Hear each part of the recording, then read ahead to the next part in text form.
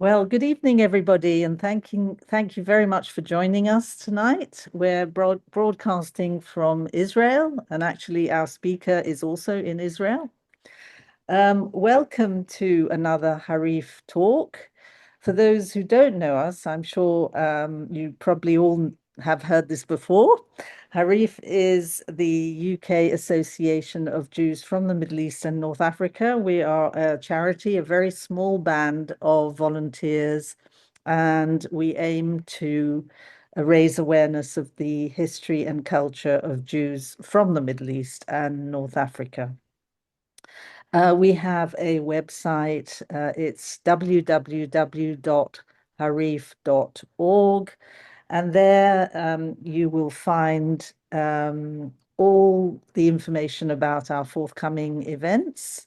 We've got some live events, some in-person events, and we've got Zoom events as well.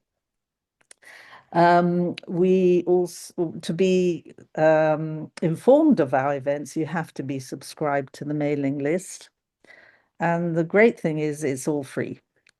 Um, we've got a news blog as well called Point of No Return, which is updated every day, and you can access it from the Harif website by clicking news. And that has over 7,000 articles, which represents quite an archive now, really. This session is being recorded, and we hope to upload it within a matter of hours. There will be an opportunity to make comments or ask questions, but please do use the chat function at the bottom of your screen. So on to tonight's subject. This week has seen many people, many countries mark VE Day, the end of World War II.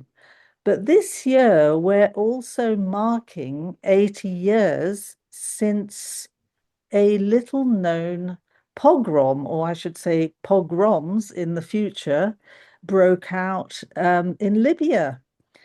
About 130 Libyan Jews were killed during 3 days in November in the Tripolitania area.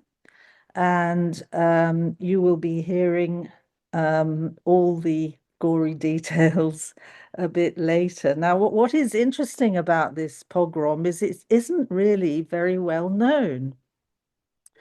And it occurred 6 months after the end of World War II. And it was followed by a second pogrom in 1948. Over 90% of Jews then made Aliyah, starting in 1949. So what happened exactly and what were the root causes?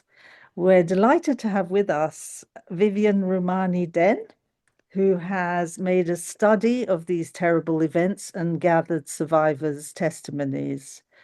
Vivian is a filmmaker. She's an oral historian, writer, and she was Judaica librarian at the University of California, Berkeley, and executive director of the American Sephardi Federation.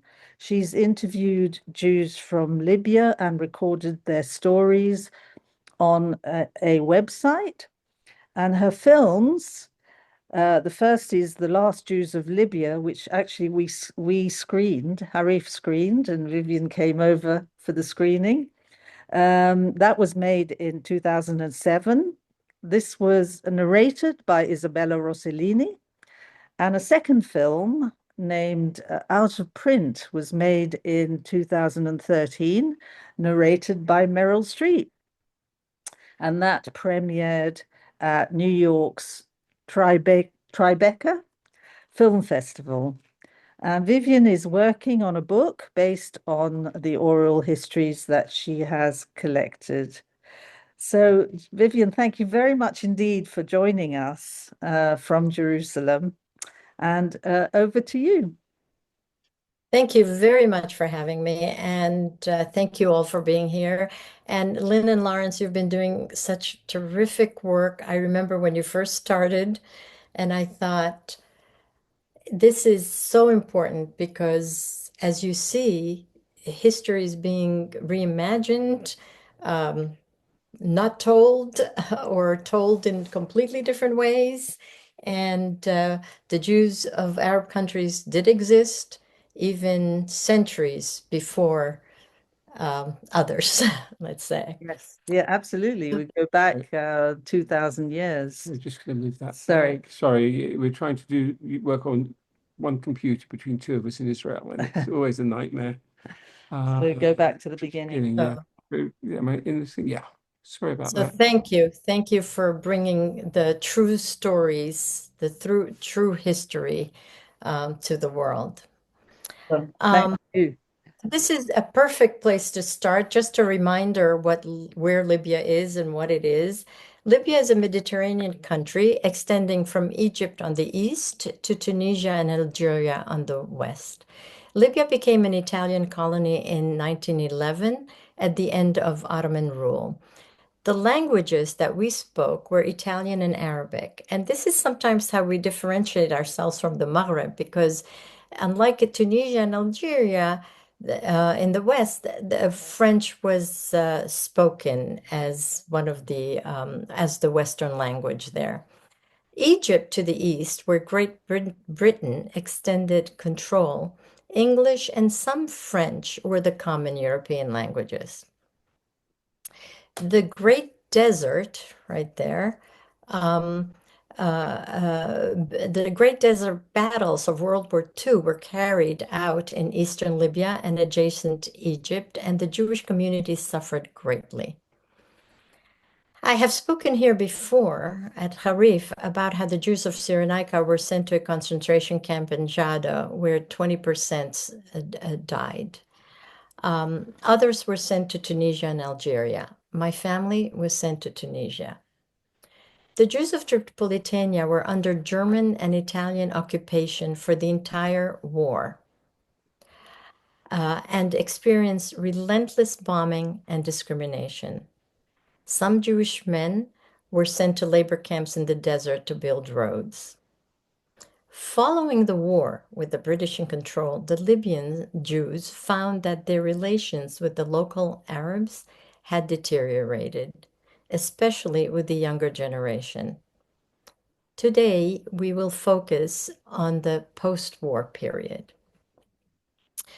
A few words about the oral histories I conducted. In 1998 and 1999, I conducted oral histories of Jews of Libya, first in Israel, subsequently throughout the years in Europe and the US.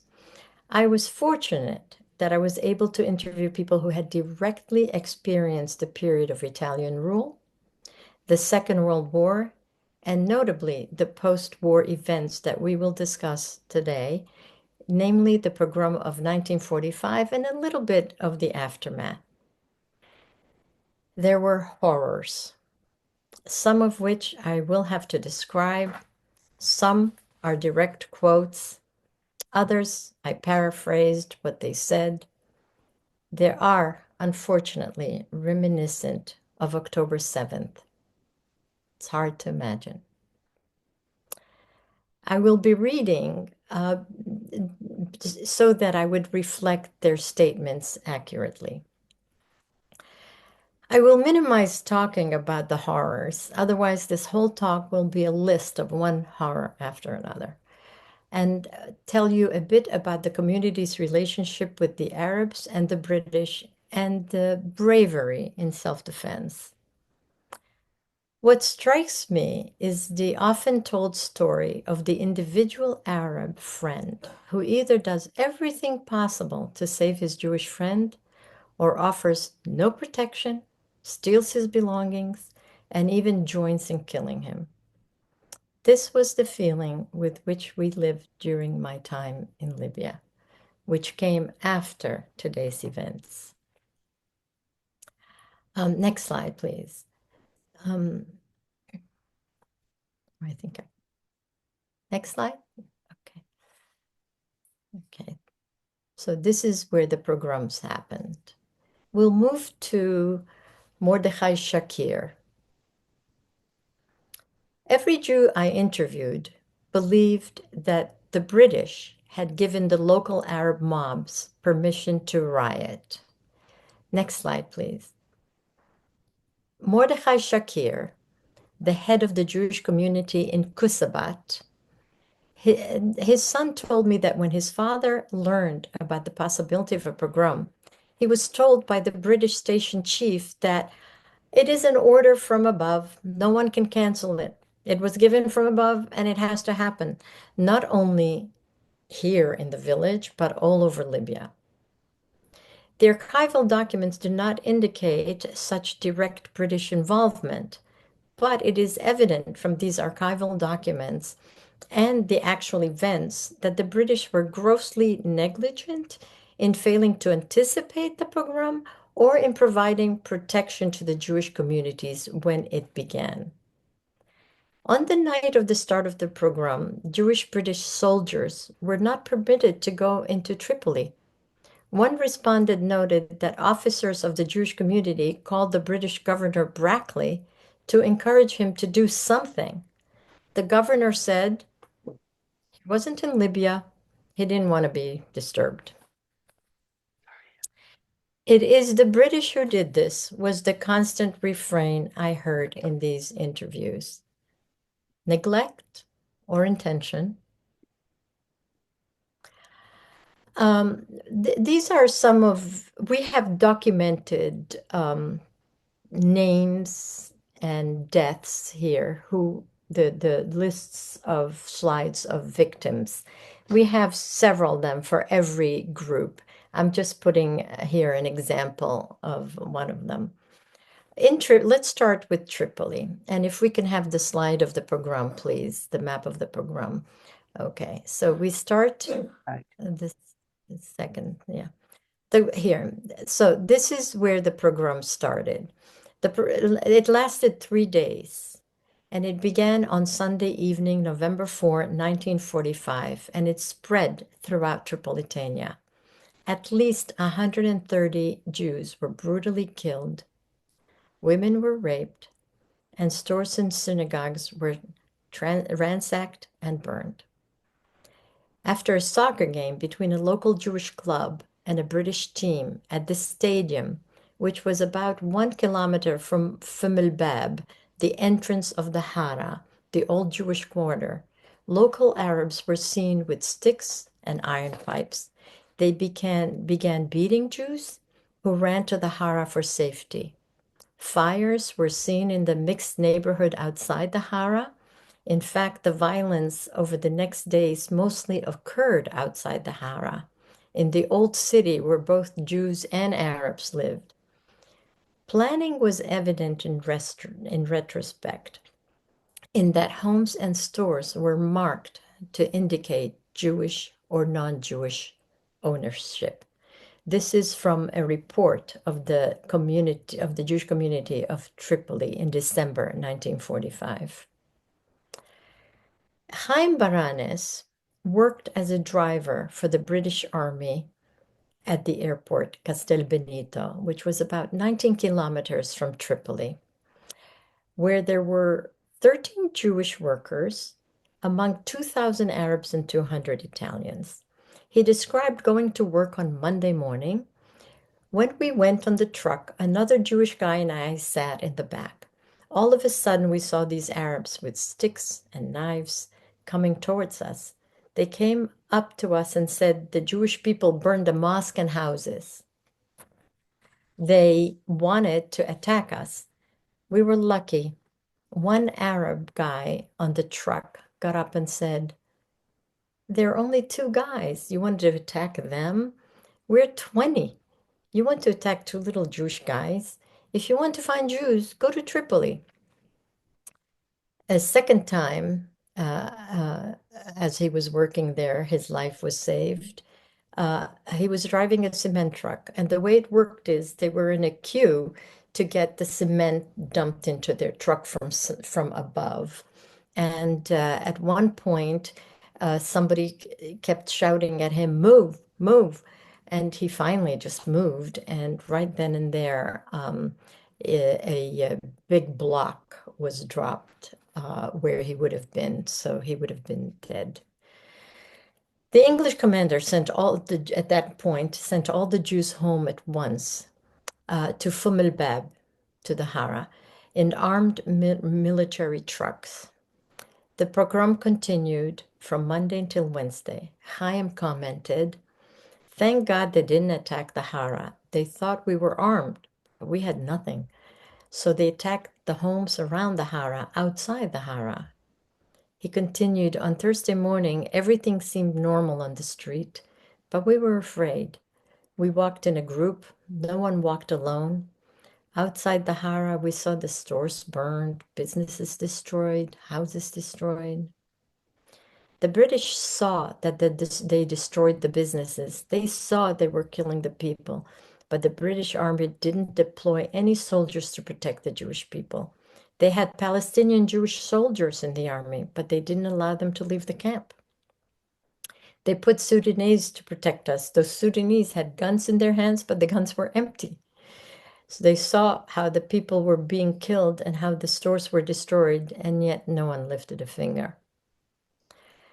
Then there's Enrico Uriel. He told me that the leaders of the Jewish community were called to a meeting with the Sheikh of Tripoli, the Mufti. He told them, this was just a prank. You shouldn't take it seriously. We quickly tried to restore calm. We need to forgive each other. True, there were deaths. We're sorry. It was a prank. You know these restless youth. Enrico described what happened to his brother-in-law, Alfonso Nahum, who had a store in the main street in Tripoli. Alfonso had a saleswoman who lived near the Hara. He did not want to leave her alone, so he hired a carrozza, the horse and buggy, that belonged to an Arab, and he told him to take them to the Hara. The driver took them right into the middle of the riots. The saleswoman fortunately found refuge in a home, but Alfonso was beaten so badly that he was left for dead. In fact, others who wanted to kill him as he was there, they told him, "Leave this alone, he's already dead." Very often afterwards, he had events where he trembled and cried for no reason, and this was because of the hit his head had against the ground. When I was growing up in Benghazi, we could never know what any local Arab, regardless of how good our relationships were, might do in a crisis, whether he would help us or join the violent mob. The following comments about the 1945 pogrom in Tripoli illustrate why that feeling persisted. Chaim Baranes, "Let me tell you a story about the local Arabs. They used to do business with the Jews. Next door to us was a family with lots of kids, and my mother used to go to their house. They would come and eat in our house. We couldn't eat at their house because of kashrut. Still, we were friends. When the pogroms broke out in 1945, they were the first people to attack us." Yes, our neighbors, those were the first to attack us. I didn't see anyone save a Jew. I didn't see anybody. Maybe some Italians. But Jacob Sassoon, who lives in Rome now, we lived in a building not far from the Hara. There were people who had their stores at the ground level who did protect us Jews. They stopped the Muslims who came there from attacking us, from attacking our family. Nevertheless, my aunt and two of her sons were killed. Shalom Saad Sa'ar, who was actually born at the end of 1945, has a more uplifting story. His father was a rabbi. He says, "My father's life was saved by an Arab. He was someone of high status who heard about the pogrom, and he literally showed up and he put his body in front of my father's body, and he said to the hooligans, 'You'll have to kill me before you kill this holy man.' So he said, I have a different view of the pogrom. I grew up knowing that during the pogrom, an Arab actually saved my father's life." Then we come to Lisa. Lisa greeted me at the door at her home in Israel. Her first words were, "I waited 50 years for you. I knew you would come." I had never met Lisa before. Lisa told me that people said that the British had told the locals that they could kill the Jews for 4 hours. They ended up gathering in her aunt's house. She was surprised to see that there were only men there. And when she asked where the women were, her aunt said, "There," pointing to the men. They all dressed as men, drew mustaches on their faces because they believed that the Arabs would not violate them. I think that's the only time Lisa laughed at that day. An officer told her cousin Bram, who was a member of the police, to put all the Jews in the synagogue. Bram wisely did not. At the synagogue, that's where all the Jews would gather. That would have been a fell swoop for all of them at once. She told me at night we heard screaming from every house, screaming, screaming, everyone screaming. They came to our house, the house of my aunt, and they started breaking in. My brother stood on the roof and poured hot oil on the attackers, and they did not succeed in breaking in. But they threw a bomb at him, and he was severely hurt. They went out in the morning, she said, we saw a little boy. She's crying throughout, either crying or sighing or throughout all of this, and I apologize. But they had gouged out his eyes. A little boy, they gouged out his eyes in front of his mother. Then they killed the mother. They raped her.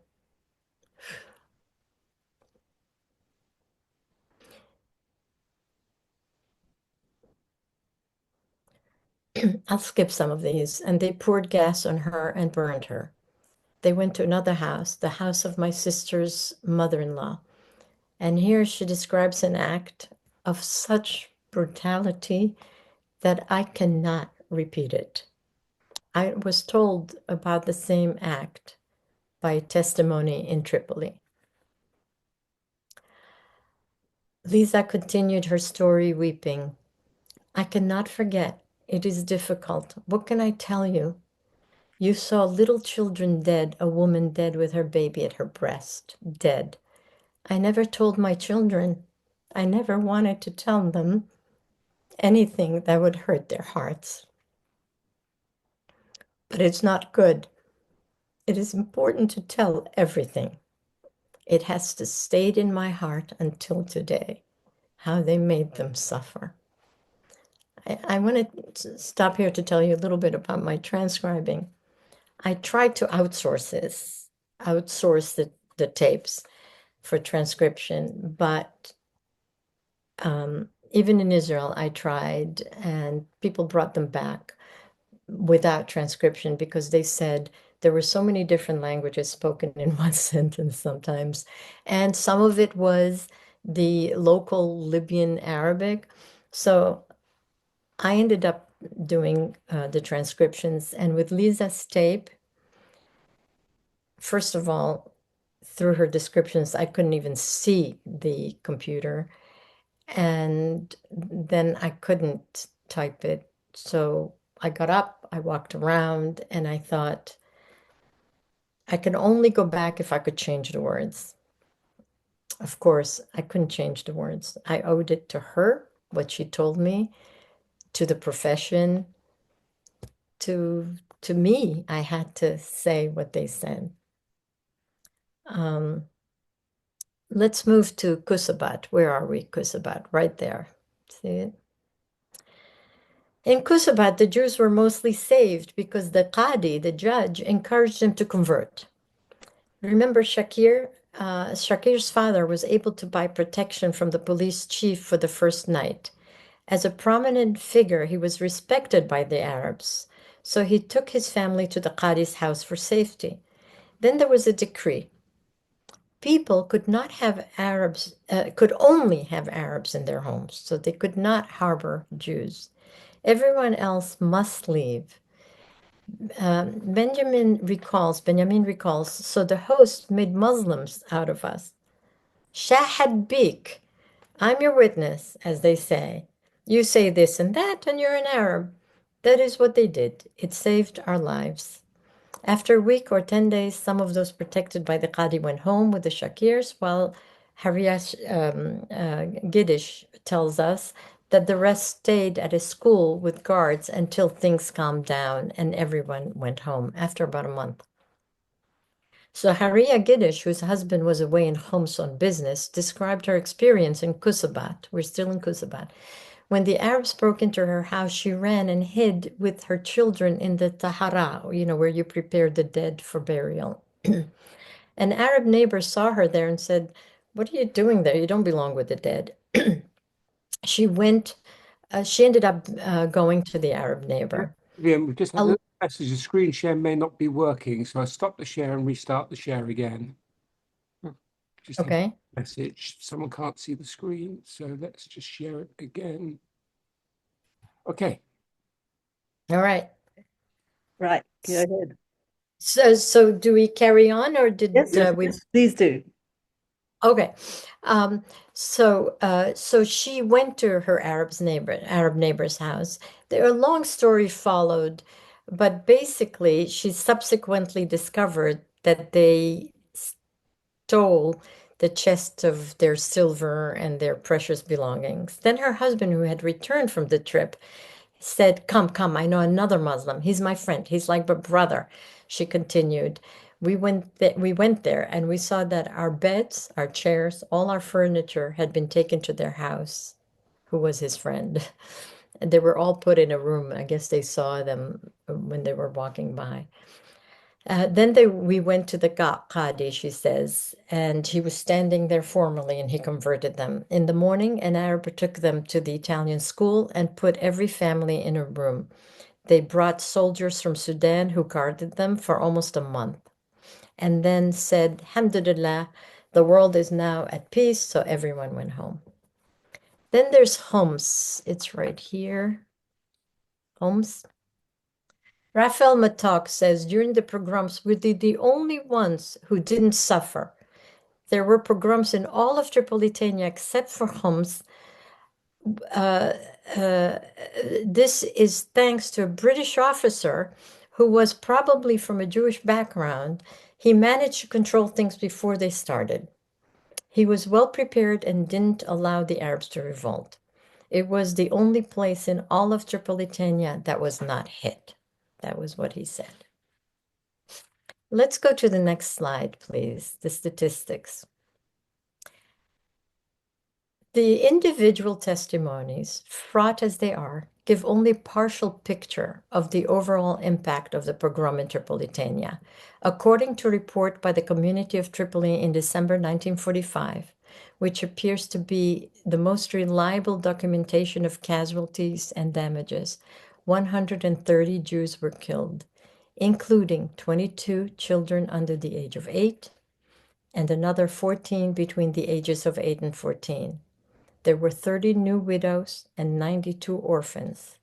9 synagogues were plundered and burned, including 5 in Tripoli and 2 in Amros.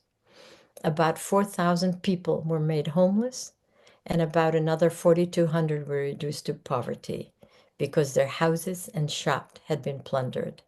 About 10,000 to 12,000 Jews, 1/3 of the Jewish community, were being fed by the British military administration during the first week after the pogrom. So let's look at the other slide. You'll see this and the next newspaper just to show you that it was covered internationally. Jewish defense preparation had begun as early as 1943 with the assistance of Jewish soldiers in the British Army, and members of the Boy Scouts. The Boy Scouts movement had helped to guard the entrance to the Hara in 1945. The activity intensified after the 1945 pogrom.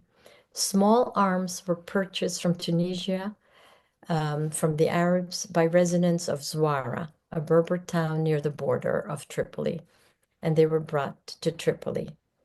The growth of the underground defense program in Tripoli was described by Chaim Baranes, who was employed by the British Army as a truck driver.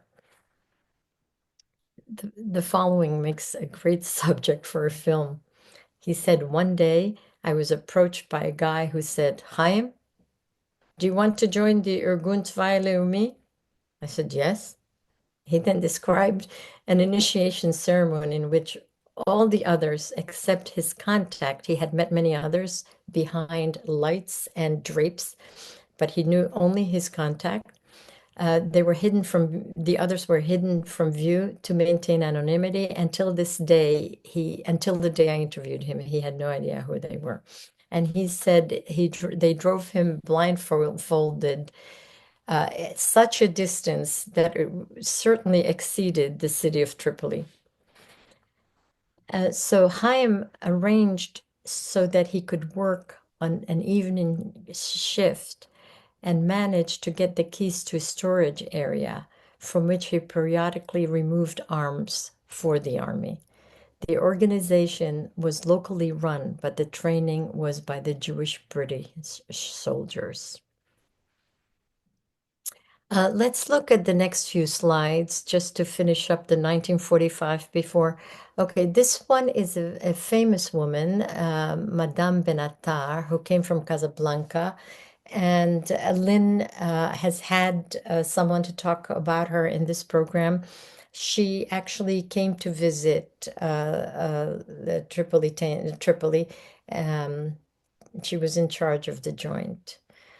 And the next one, the next slide is, you saw this was on the announcement, destroyed synagogue.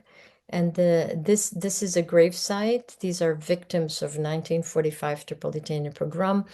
As you probably know, no Jewish cemeteries are left. We actually need to thank David Jerby, who has, with the help of the community, created a virtual cemetery of Libyan Jews in Rome. And he was working on the one in Israel. And the next slide is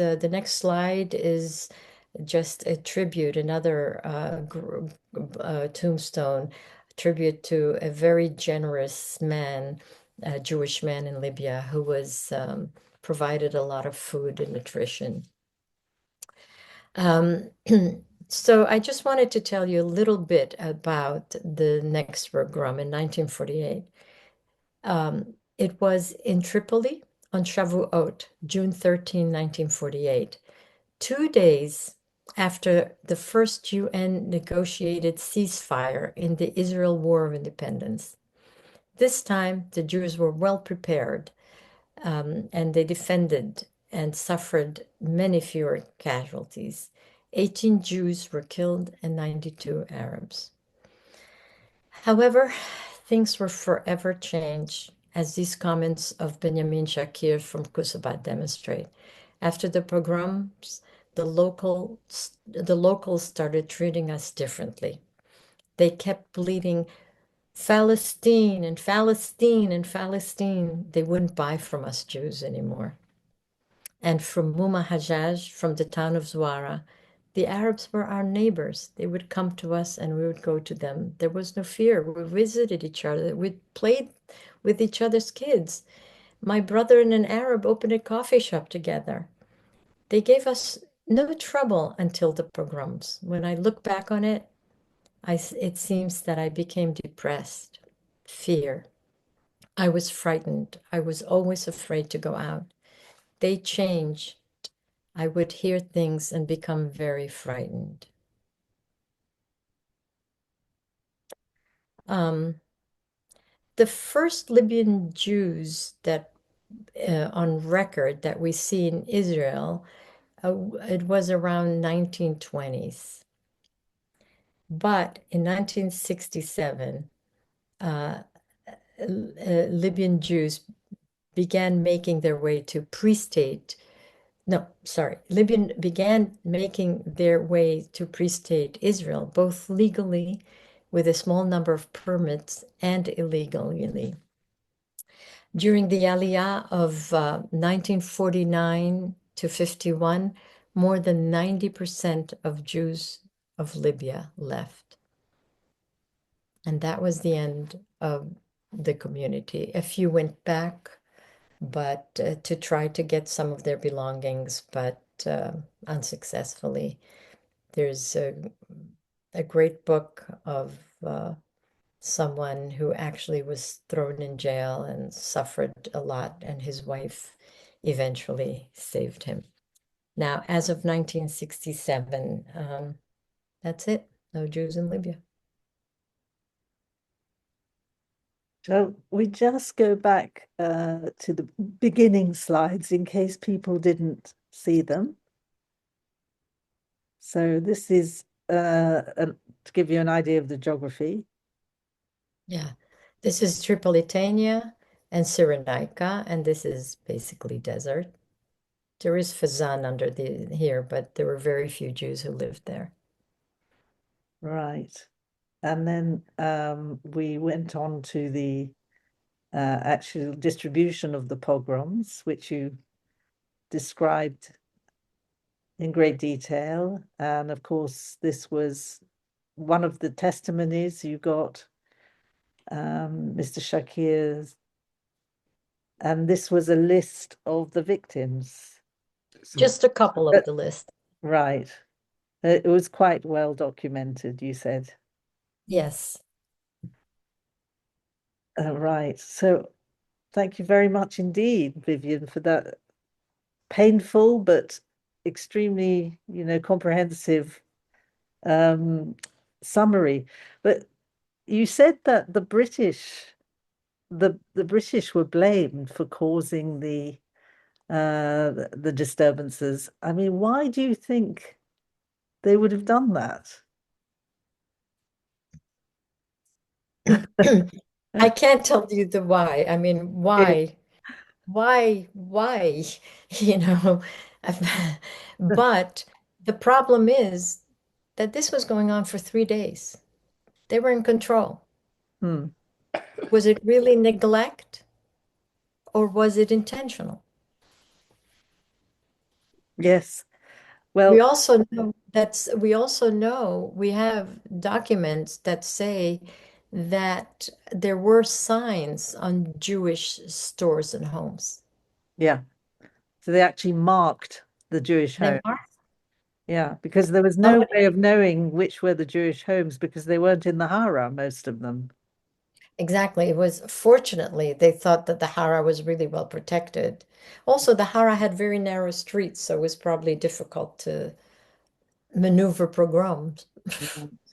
But what you're saying, it just sounds so familiar because, as we know from the Farhud, the British Army stayed on the outskirts of Baghdad and refused to intervene until the second day of the pogrom.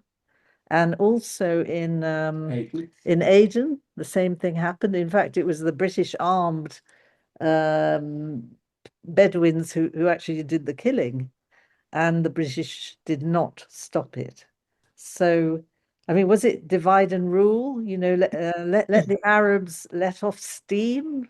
Would Or you? sometimes, I mean, we see that unfortunately today. Sometimes it's don't rock the boat. We're doing okay with the Arabs. Why, you know, Right. And I want to ask you, I mean, how much of this was sort of anti-Zionist incitement and how much of it was the influence of Nazism? Because after all, Libya had been through 5 years of war. Um, what is your view? well, in my mother, you probably know the story. We discovered that my mother was jotting down her memoirs. And after World War II, when the first time that I said that the Arabs were different, they weren't the way they used to be, she said they learned that they can fight. that they can cause problems from what they saw with the through the pogroms.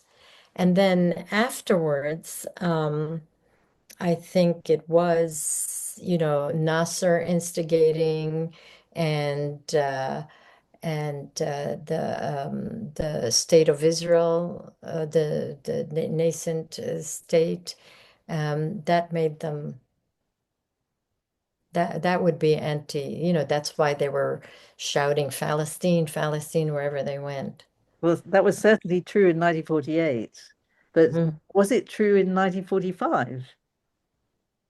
Well, in 1945 is what my mom wrote that they probably learned from World War II. Yeah, Right. that they So, could fight. so sort of violence against Jews was normalized. Exactly. Yeah, that's very interesting.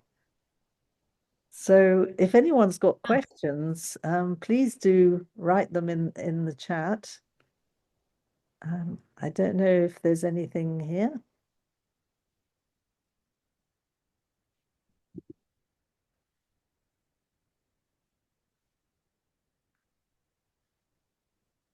Oh yeah, of course. The British did not bomb Auschwitz. We know about that. And what you said about the Jewish Brigade being confined to barracks is very interesting. Have you actually interviewed any members of the Jewish Brigade? No, no, couldn't find them. Right. Well, we know somebody who's a regular Harifnik, I think you could call her. Oh, really? Nitsa, she's her father was in the Jewish Brigade in Libya and Did ended up she? running a school. I don't know if she's on the call. Probably not. But it would be interesting to Yeah, that would be talk. fascinating. Well, some of them married the Libyan girls, the Libyan Jewish girls, Yeah, and they took them to very interesting. Israel. Can you tell us a bit about how you conducted the interviews? I mean, how did you find your subjects? Well, it was very interesting because this is actually a question I had right then and there, and I was a little concerned. How am I going to get to everybody? But I was pleasantly surprised. I interviewed the first person, and then it was word of mouth, and then everybody wanted to be interviewed. And in a way, that was really a good way that it worked for me to my advantage, to the advantage of these interviews, because I ended up interviewing people from all over, from little towns, from big cities, and that way I could really get the whole flavor because the war obviously was quite fascinating. Um, um, it was a very important war, and it was fought there, and but also how they lived. It was I was always curious, how was it outside of the city? I mean, I was Benghazi, it was the smaller of the cities, but still was a city, and we were, pretty much Italian in a way, but but I got a glimpse of the differences and the similarities with the little towns. Mhm. So talking about the Italians, because obviously in 1945 there's still a big population of Italians or a reasonable population of Italians there. What were your relations like with the Italians? Well, to, I left Benghazi when I was 12 years old with my family, and I was in Italian Catholic nun school Mm, from kindergarten until the first, where is it? Junior high, I guess, the equivalent. Yeah. So we actually, we felt pretty Italian. We spoke, that was the language we spoke. My father insisted that we speak Arabic with him, and my mom Italian. I mean, she didn't insist, it just happened. And I think my father just wanted the continuity of respect and honor, the traditional father image. Um, but it was, and I have a feeling that the Arabs probably resented that. You're not Italian. You're in an Arab country. Mhm. You were born here, so Yeah, that's my. so that they were already resenting the colonialists, basically. It Yeah. was Arab nationalism, and in the Oh end, the yeah. Italians had to leave along with the Jews, didn't they? Oh yeah. Mm. Mhm. A little nicer than we had to leave. Yeah, it was. But of course, we really had mostly Jewish family. I was going to say friends, but I think there were originally four different families in Benghazi, and the rest was intermingled, Um, it was a small community. It was 38,000 Right, in yes. all of Libya. Yes. Yeah, and do you think that's why um, we haven't heard about this pogrom? I mean, it seems to be overshadowed by the Farhud. Um, Obviously, three times the size. The population, Jewish population, was three times the size. Do you think that's why? Well, the general Holocaust of the uh, non-Ashkenazi world has been less, uh, partially because of numbers. The numbers are horrendous. You can't compare the numbers, but you can compare the atrocities. Hmm. Uh, you can even compare them to October 7th. Yeah. Yeah. Um, So that was, I think, one reason.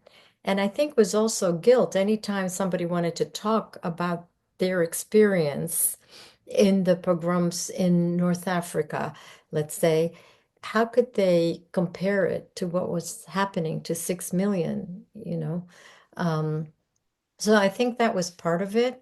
But it's coming out more and more now. And the Farhud was um, just horrible. I mean, the horror was I don't know, how do you compare horrors? But that was yeah, that was more prominent than the Libyan one, the Libyan ones. I wonder if partially they fell into believing a little bit. Oh, it's just a bunch of kids. Don't worry about it. The same thing that they were told. Mhm. I don't think so. And of course, people have written. My brother Maurice wrote in details quite a scholarly book about what was going on at the time. Um, so. That's Maurice Romani, and the book is The Jews of Libya, isn't it? Yeah. Coexistence, etc. Yeah, Yeah, yeah. it's like one of the classic histories. Yeah, and actually, Dr. Nissan mentions there is a book of 2008, Ammazzatelli Tutti, about an order to Amat. kill. Oh, sorry, did I Yeah. mispronounce it? No, no, no, it's true. Yeah, Ammazzatelli, about an order to kill all Jews in the Garian camp, which was, Oh, yes. yes, withdrawn at the last moment on Rosh Hashanah. And they forced a rabbi to use his beard as a broom in the courtyard to console themselves for not having massacred the Jews. Can you tell us a bit about this? The Bulgarian Uh, camp. well, the Gharyan is, um, gosh, I have a whole section on Gharyan now, but I have to move my head. Oh, the Jado, not Gharyan. Yeah, That's what you're yeah, talking about. yeah. Yeah. I think The Jad. Gharyan is where the people lived in the underground, basically, and built homes and things there. No, Jado. Yeah.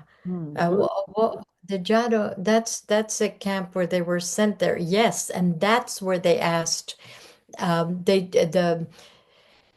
the message that you get from people who survived Jado, about 80%, they said that they were about to be killed. They put them all in a big circle and mhm, they're about to be killed. Oops, what happened here? And instead, they got a message from the king, and he told them, make them suffer, but don't kill them. mm, I think mhm. they were hoping to use them for exchange of Yeah, soldiers. right. They wanted, and and it's interesting because there's a museum in Vienna where outside the museum there's actually a sculpture of a rabbi with his beard on the floor, on the ground. Mm, Um, and there was some controversy about that. To me, I hardly believed that that was exactly what they did until I really saw that sculpture, and I was glad for the sculpture that it confirmed what they were saying. But some felt that it wasn't appropriate to put something like that in front of a museum. But yeah, but that was the situation in Jada, and the people who died there, they died of malnutrition, they died of typhus, um, tifo the lice typhus. Yeah, it do you think that they're properly recognized now? no, No, no. because in Even recent years, yeah. when you mention Libya, Mm, some people are fascinated, others it's like, I don't know, I don't know what you're talking about. Like, mm, who heard of Libyan Jews? That's why I really was sincerely thank you for bringing all this to the forefront through Harif. And there are other people who are doing it, but I also feel, and this is really strictly my personal opinion, that the Jews of Libya tend to be, all right, it was over, we're fine, let's move on and build. mm. Yeah, You but know, that's it's the Jewish way in a way, isn't it? Not to look yeah, back, it's not to yeah, wallow in no, not swallow. Let's keep going. mm, We're fortunate. Some of them, I interviewed somebody who was really amazing. I mean, they were all amazing, but everyone has some amazing line that they gave me, right? So he said, there are people who want to go back and visit Libya. He said, me? And he said something so true. He said, look, you can't take away where you were born. It's in your passport, everywhere you go. You can't change that. Born in Libya, done. Okay? He said, but when there's not one memory to go back to, not one grave of your ancestor, of your grandfather to go and visit, there's nothing. I don't understand anybody who has nostalgia about going back to Libya. He said, there's nothing. And he said, for me, Libya è finita. what about the Jewish homes? Is there anything left of those? They turned, it is really sad. They turned the synagogue I used to go to into, at least a few years ago, was a Coptic church. Mm. I don't know what it is today. Yes. I know. I know. Just before Joe comes in, I just wanted to comment about the lady from the Dadouche family, whose family stayed on till 1971, or members of her family. Yeah, we did do a Harif event actually, and Evelyn Habib talked about her escape from Libya in '67. Of course, that was when the last few thousand Jews actually left. And they left in, very dramatic circumstances. And they were basically airlifted out. Yes, and my cousin, my British cousin, Judy Rumani Safra, Mhm. she described it to me in the film quite it was a terrible situation. They didn't really know if they were going to go out alive. They put them all together saying at one point, we can't protect you anymore. So Yeah. you have to leave. And unfortunately, they let them leave, no matter, they had to leave all their belongings. And Mhm. Gaddafi promised afterwards, yeah, we'll give you back. Nothing, the homes. I mean, they were the drivers of commerce there for the longest time, and nothing. And it was very scary. And two whole families were promised to be taken to safety, and they killed the whole family. One family is a relative, the Luzon family, The yeah. Luzon family, yeah. And about 19 people died in 67. Was it? Is that the correct figure? I would have to review the number. Yeah. Uh, I But would I yeah, would imagine more, but okay. yeah, yeah. So Joe, you wanted to comment? Can you hear me? Yes, yes, we can hear you. Thank you so much for your very detailed information. A couple of notes. Do you know Gina Waldman, the Of president? course. She- I knew her before she started Jimena. Yeah, she has a major story about how she escaped Libya. I know. Yeah, Harrying. Wow. She could yeah. have been blown up. Yeah, Her whole family. She was some courageous. She's still quite a courageous woman. it is. Second thing is, while describing the friendship and grew up with the Arabs, did you know about the book called Among the Righteous? You can Yeah, see it. yeah. Robert Satloff. That's right. He Yeah. described some of the Arabs that protected the Jews during the war, during World War II. And, so I just wanted to mention there, to But mention, he was mainly talking about Morocco and Tunisia, if I remember rightly. And in Morocco, the situation didn't really deteriorate quite as badly as in Libya. Libya was actually a battlefield, and they actually had this dreadful camp called Jado where people died.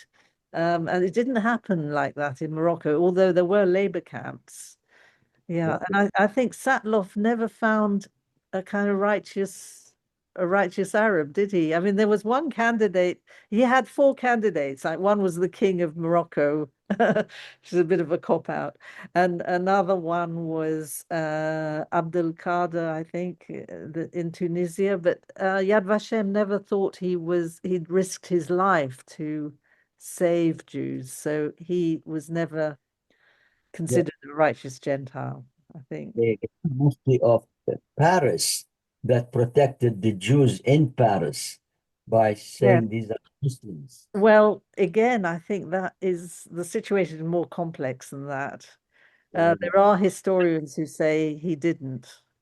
That's the rector of the Paris mosque. But the mere fact that he had to go to Paris to find somebody who saved Jews is a pretty poor reflection, isn't it? I'm being cynical. Can I say, the Yeah, issue with the Tunisia was the only country invaded by the Germans, wasn't it? it came under direct rule, Nazi rule. Yeah. So yeah, no, that's very interesting. Now, thank you for that, Joe. And of course, Joe is a survivor of the Farhud in Iraq, and he wrote about his experiences in Beyond the Rivers of Babylon. That's right. Yeah. Yeah. So Thank that's you for that. Ariel's yeah. got his hand up now. Ariel, would you like to unmute yourself? Good evening. Thank you for all what you say. Uh, what you say is something that had something for me. I remember that in 2008, for 3 days, we were at the Institut Bensvi Institute, and for 3 days, we have a conference about the subject, And there it happened that when I enter in the place, uh, a young woman say, I cannot breathe from my mouth. And my mother married me at 15 and a half. So we are waiting to see what happened. She was born successfully in the Giado camp, I believe. And Mhm. when they take her mother, they don't see that she was pregnant. When they take the mother to the doctors, you know, like Mengele and other one. So all the time, the woman puts the hand on her mouth that they will not hear her, find it and kill kill them. And she says that her mother want her to marry because she so much suffer in the camp that she want to see grandchildren. That was perhaps why she received the authorization of the Israeli authorities. And was there also Monsieur Casa, ambassador of France, the representative of Germany, cultural representative, and also from Italia, attaché culturel came also because he says that he don't find nothing in Italy, and he came here to see what the Italian makes during World War II. So, and believes that in the Mahon Ben Tzvi, they have yet about what happened in Libya. The Nazi was there more harder. We have one thing also. My father was on the first list in Casablanca to be deported, what we say, the recensement. And the Jews, if I can say, bring the American and the British on the 8th of November 1942. But we hear there that the suffering of the Jew, our brother and sister in Libya during World War II. So thank you very much for all you transmit, not only information, but also the feeling. Voilà, voilà, merci. Merci. Thank you. Thank you. Yes. That's very interesting what Ariel says. Yes. But that is interesting also about Italy and coming to terms with its colonial heritage and how much is known in Italy about what happened in Libya. Yeah. It's actually surprising when I think about it because they left in 43, right? I was born after that, and yet I really was completely immersed in Italian schools, education until I left. Yeah. Yeah, we have a special guest on tonight. Habib. Evelyn, Evelyn. Habib. Yes, oh, lovely to Good to see see you you. again, Evelyn. Thank you very much. Can everybody hear me? Yes, Yes. Yes. we can. Thank you, Vivian. My situation, I'm not going to make any long speech. I left, as Lynn mentioned, I lived in Libya, married to my husband Aldo from 64 to 67, a young Jewish girl from Edgware in northwest London. And this Shabbat, I'm in conversation at my shul with a very close friend who left Baghdad, and we're going to have a conversation. We've got quite a lot of points that our facilitator has brought up, but I just want to add, my late husband used to say, tell me terrible stories. I'm not going to obviously repeat them. Terrible, terrible stories of what happened at the time of the two pogroms you were talking about. And he always said, the English officers said, we can't do anything. We have no orders from London. So I'm just sort of reiterating what you say. You said, so I can't say it's beautiful because what you said is very harrowing. I just wonder if I can just interject this, having heard and seen what we know about October the 7th. It's lovely to see this group of people that have got we're Jewish, we've got such a lot in common through Harif and perhaps our link with Arab countries.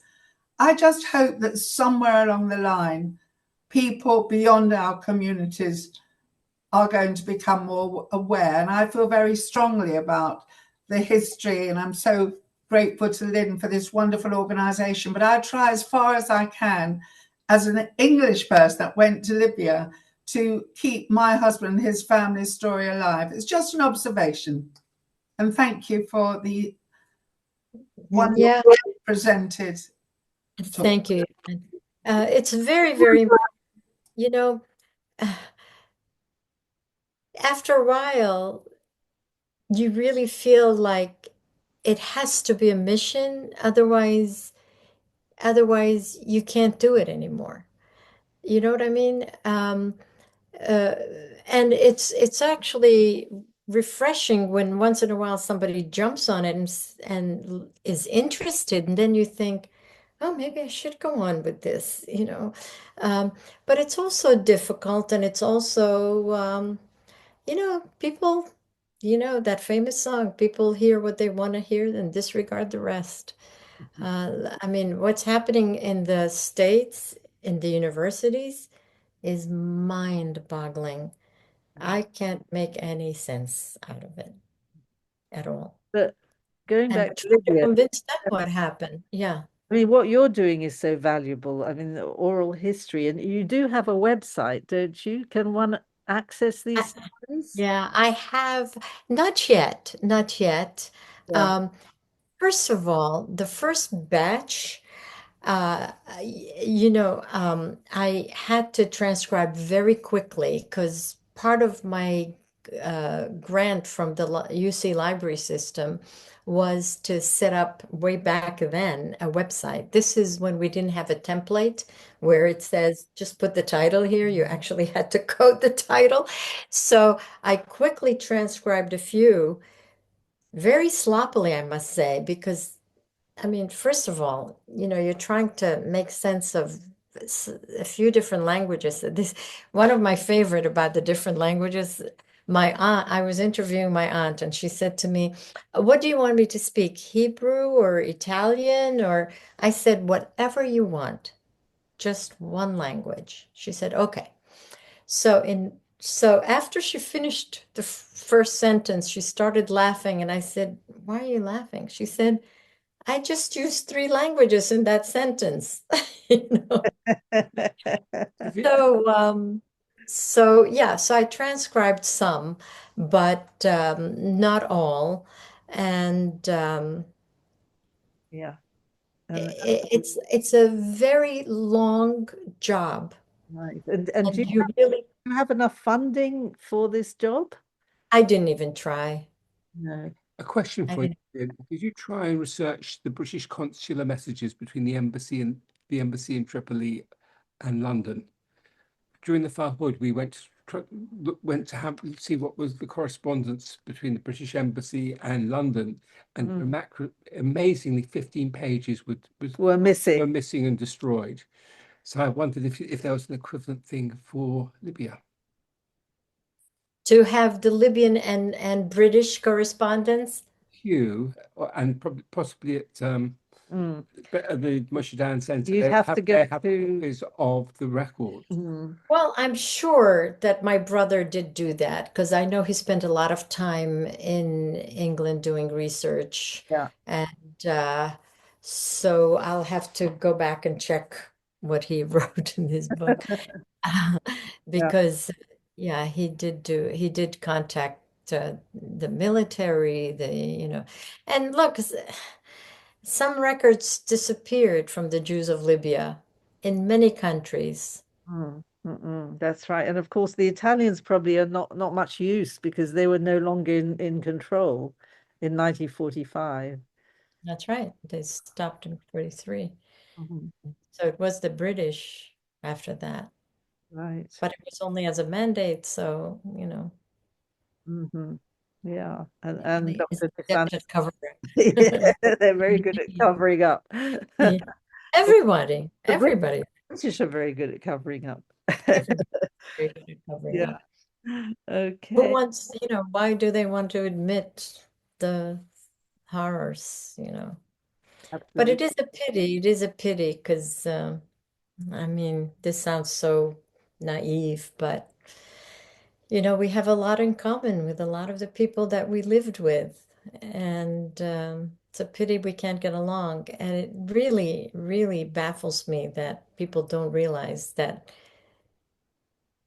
we were there 7 centuries before them in many of these Arab countries. Hmm. Yeah, exactly. And I know David Jerby did try and go back, and so did Raphael Luzon. And they Yes, both had to leave in a hurry at one point, didn't they? And they were they basically all had, yeah, they yeah. all had to give up. Mm, They, mm, they didn't really give up because they did things their way, like yeah. the cemetery, the recollections, and David Jerby still writes about it, and He's very Petty Benatia, did we mention him here at all? I have to thank him. He's amazing. Petty Benatia has been collecting artifacts and religious objects, carrying on after his father, who started collecting from 1994. And Petty Benatia runs a museum of Libyan Jews called Or Shalom in Bat Yam. And he's amazing. Any information you ever want, he finds it, and he finds it in a timely manner. Um, so uh, there are people who are preserving, and we thank them. yes. Yeah. So I'm relying on you, Vivian, to introduce me to Pedi Benat. Yes. Yes, certainly. Would love We'll to go. visit his museum. But of course, there is the official Libyan Jewish Museum in Or Yehuda, which I urge everybody to go and see, because that is a little gem, and it's got Yeah. piles of photos and information, and it's got little models of how life was in Libya for the Jews. So if you are in Israel, please do go to Or Yehuda, to the Libyan Museum there. You can have a fantastic. Or Shalom is also official. Yeah. It is Okay. supported by the state. Yes. And it's an archival institution, actually.